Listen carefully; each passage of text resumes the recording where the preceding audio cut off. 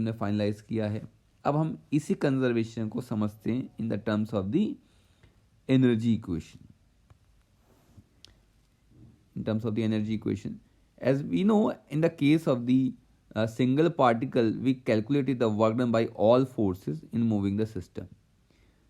Okay, मान लीजिए पहले से दूसरे तक गए कन्फिग्रेशन से यहाँ तक, ये फर्स्ट वीडियो में मैंने डिस्कस किया था।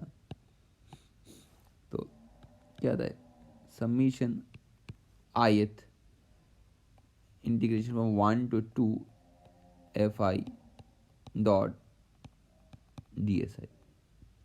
Okay, so it is the work done by all forces moving the system from initial configuration 1 to final configuration 2, and you can write down it as summation ith, क्योंकि आप जानते हैं force two part में divide हो जाएगा, external plus internal. I should not right this form. आप लोगों को भी ना बहुत ही अलर्ट रहना चाहिए, it is a theoretical physics और ये सिंपल है, बट ये आपका पोस्ट ग्रेजुएट लेवल का फिजिक्स है, तो you should be alert each and every step. तो you should be little bit slow. So again the equation of motion can be used to reduce the integral in this form, और ये use होगा हमारा एक नया concept develop करने में। तो हम gold single line by line कर रहे हैं, आप चाहे तो बुक खोल करके भी पढ़ सकते हैं, क्योंकि खुद से पढ़ने में प्रॉब्लम होती है बच्चों को। M I V I dot it is the force, and what is ds? It can be written as a vi dt, लिख सकते हैं ना आप, क्योंकि ds over dt is equal to v। तो अब यहाँ पे देखो गौर से, तो क्या हो जाएगा, vi डॉट है ये, है ना। तो आप इसी को जब आप नेक्स्ट टर्म में लिखेंगे तो आप इसे लिख सकते हैं, क्योंकि आप देखिए m तो कांस्टेंट है, बट आप देखो वी आई डॉट वी, इसका मतलब क्या है, इसका मतलब है D V over D T into V. तो आप इसे लिख सकते हो D by D T V square, half लगा लीजिए आगे, क्योंकि क्या हो जाएगा, वी स्क्वायर क्या हो जाएगा, two V D V D T, है ना। मैं वेक्टर फॉर्म में नहीं लिखा, तो यही तो बन गया, तो मैं डायरेक्टली लिख रहा हूं अभी।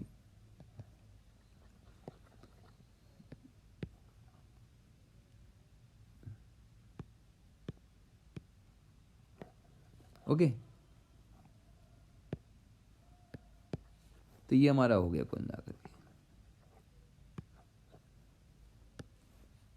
तो क्या आ गया हमारे पास में, 1 to 2, तो D over D T half, m is a constant,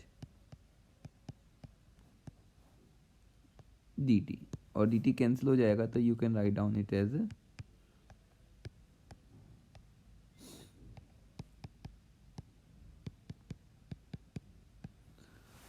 और क्योंकि what is this, it is nothing but is the kinetic energy. तो इंटीग्रेशन से डी आप वैनिश कर सकते हैं, उस फॉर्म में लिख सकते हैं काइनेटिक एनर्जी फॉर्म में, and the work done can still be written as the difference of the final and the initial kinetic energies, T2 minus T1, where T is the kinetic energy, T is the total kinetic energy. It referred as half sigma I mi vi square, जैसे कि आप करते हो हमेशा, ठीक है। अगर इसी को सेंटर ऑफ मास कोऑर्डिनेट में ट्रांसफॉर्म करें तो इस इक्वेशन को आप कैसे लिखेंगे, this equation transform in the centre of mass coordinate, तो half sigma I M I V plus V I prime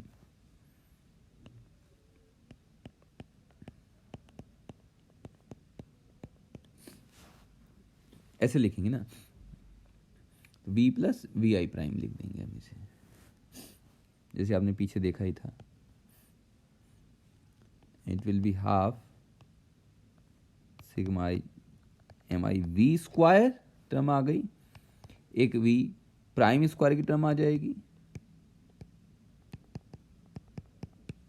और एक टर्म में v और v प्राइम दोनों इन्वॉल्व होगा, तो हो जाएगा, आप कह सकते हो, क्योंकि 2 बार आएगा तो 2 से 2 कैंसिल हो जाएगा, क्योंकि ये टर्म आ गई, ये वाली टर्म आ गई, क्रॉस टर्म भी आएगी। सो आप लिख सकते हो v डॉट, मैं डायरेक्ट सिंपल ऐसे लिख देता हूँ, v डॉट ये आ जाएगी, है ना, m भी आएगा डेफिनेटली आते हैं, और सिग्मा भी आएगा, मैं उसे पुट नहीं कर रहा हूँ क्योंकि 2 आएगा और 2 हाफ से कैंसिल हो जाएगा, इसलिए 2 मैंने लिखा नहीं है यहाँ पे। ठीक है, मैं इसी टर्म को यहाँ पे रब करके लिख देता हूँ v dot D by D T, है ना, क्योंकि D by D T sigma M I R I prime क्यों लिख दिया मैंने, क्योंकि वी आई बी प्राइम जो है, वी आई प्राइम जो है कुछ और नहीं है, डी आर आई प्राइम का जो है डिफरेंशिएशन है with respect to time. Okay, तो आप ये ऑलरेडी कैलकुलेट कर सकते हैं और ये शो कर सकते हैं कि लास्ट टर्म जो है वैनिश हो जाएगी। Why, please verify yourself, this last term will vanish, ये पूरी वैनिश हो जाएगी, क्योंकि ये दोनों जो हैं, what is V, V the centre of mass, है ना, ठीक है, सेंटर ऑफ मास की जो वेलोसिटी है ये ले रहे हैं, और ये आप ले रहे हो, है ना, तो ये परपेंडिकुलर होगा और इट विल वैनिश, जो ये आपका आ रहा है, तो ये आपका आ जाएगा t is equal to half M B square plus half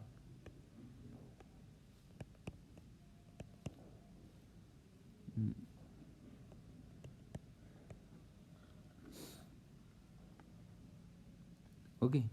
और अगर आप ऐसा, क्योंकि हम ऐसा कोऑर्डिनेट अगर ले रहे हैं, कोऑर्डिनेट सिस्टम जिसमें सेंटर ऑफ मास जो है एज ए ऑरिजिन ट्रीट कर रहे हैं, तो उसके अंदर भी आपको ये चीज़ मिलेगी।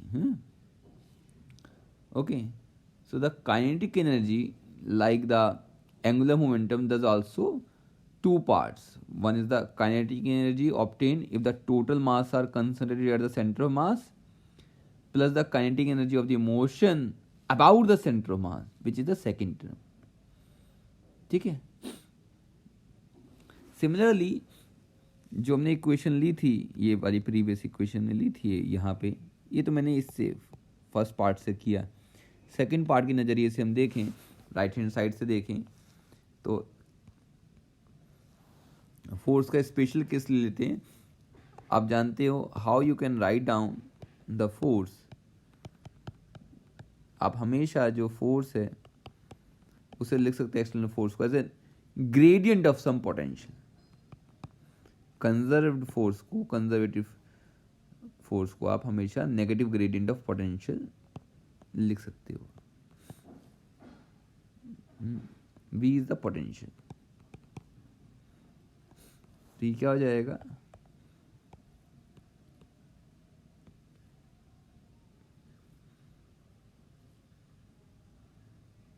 वी आई है, because del V I, dels का मतलब क्या होता है, इसका मतलब यही होगा, ठीक है, एस की डायरेक्शन में, तो ये कैंसिल हो गया 1 to 2। ओके, तो अब ये जो आयत जो है, आयत ये इंडिकेट कर रहा है डेरिवेटिव्स जो हैं वो आर आई कंपोनेंट के रेस्पेक्ट में हम ले रहे हैं, है ना, जो आर आई कंपोनेंट उसके रेस्पेक्ट में ले रहे हैं। If the internal forces are also conservative, the mutual forces I और जेथ पार्टिकल वो जो है वो क्या देंगे आपको, एक नया पोटेंशियल टर्म देंगे which will be the I J, and ये डिपेंड करेगा उनके पोजीशन वेक्टर पे, डेफिनेट सी बात है, उसके मैग्नीट्यूड पे, बिकॉज ये स्केलर क्वांटिटी है। Okay, So then the two forces automatically equal and opposite. F J I लिख सकते हो, क्या हो जाएगा, minus V I J is equal to plus, उल्टा कर दीजिए आप इसे,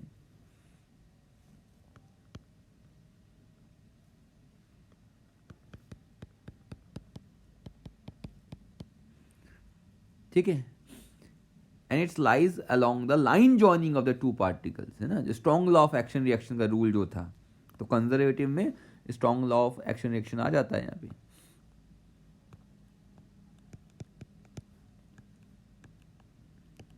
तो कैसे लिख सकते हैं आप इसे, जे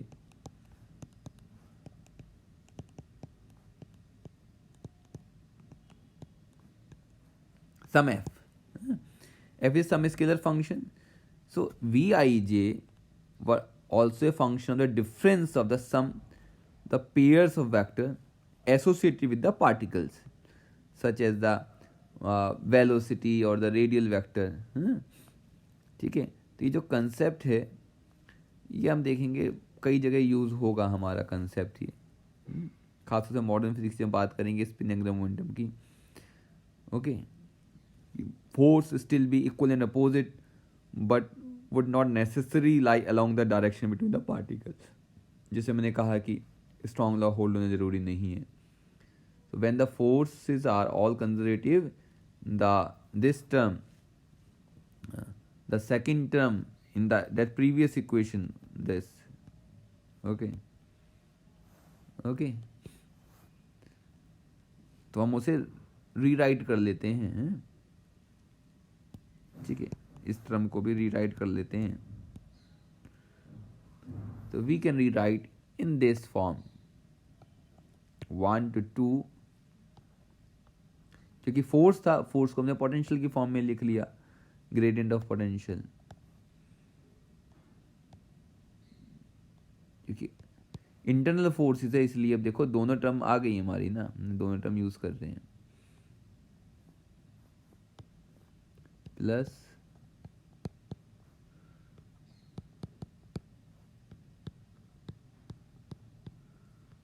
ठीक है, और इधर डिफरेंस वेक्टर जो है, जो हमारा are I minus R J vector है, इसको अगर आप वेक्टर आर आई जे से डिनोट कर रहे हैं, इजी हो जाएगा हमारे लिए, ठीक है। और डेल आई जे का मतलब क्या हो जाएगा हमारा, जो अगर आप लिख रहे हैं डेल आई जे,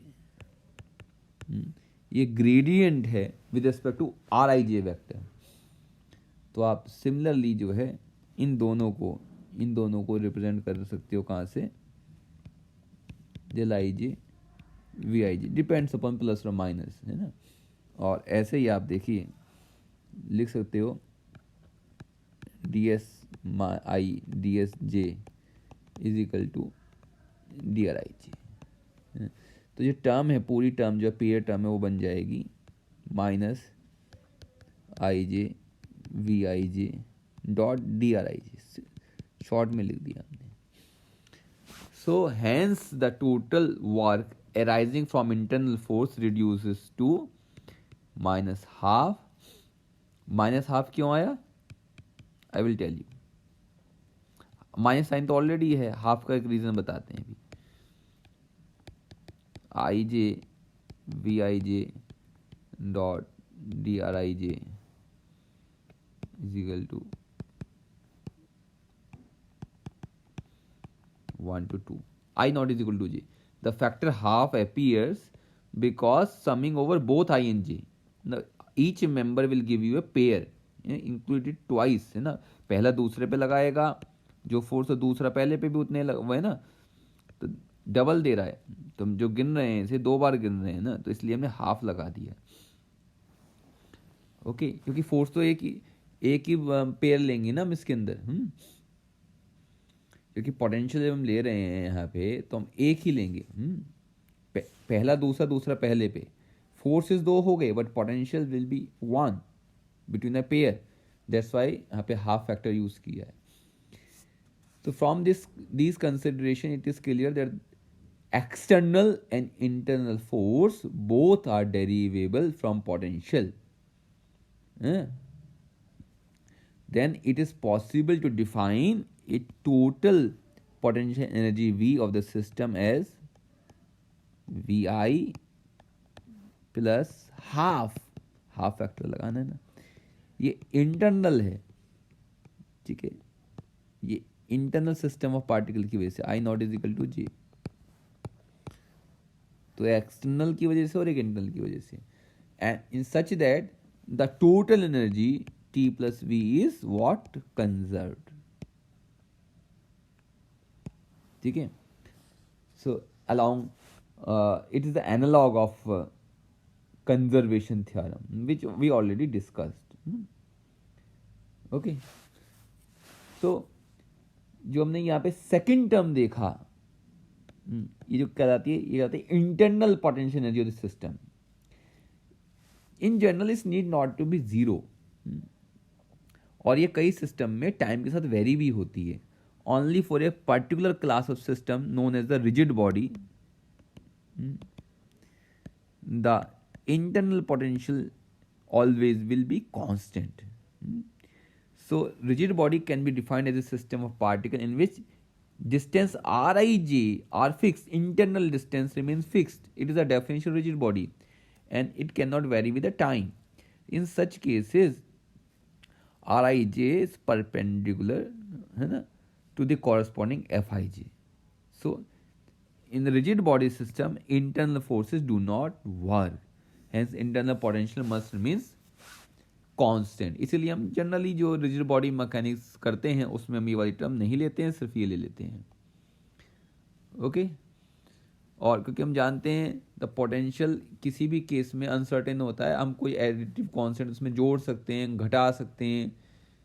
ये आप समझेंगे, आगे सीखेंगे जब आप गेज फंक्शंस के बारे में पढ़ेंगे, तो हमारी इक्वेशन मोशन जो है उस पर कोई फ़र्क नहीं पड़ता. ओके, ये होने से या ना होने से. So I hope it is clear to all of you. Next video में हम एक बहुत इंपॉर्टेंट टॉपिक करेंगे, कंस्ट्रेंट, जो क्लासिकल मैकेनिक्स के लिए बहुत ही इंपॉर्टेंट है. आई होप आप समझ रहे होंगे. So you should comment, like, subscribe, share.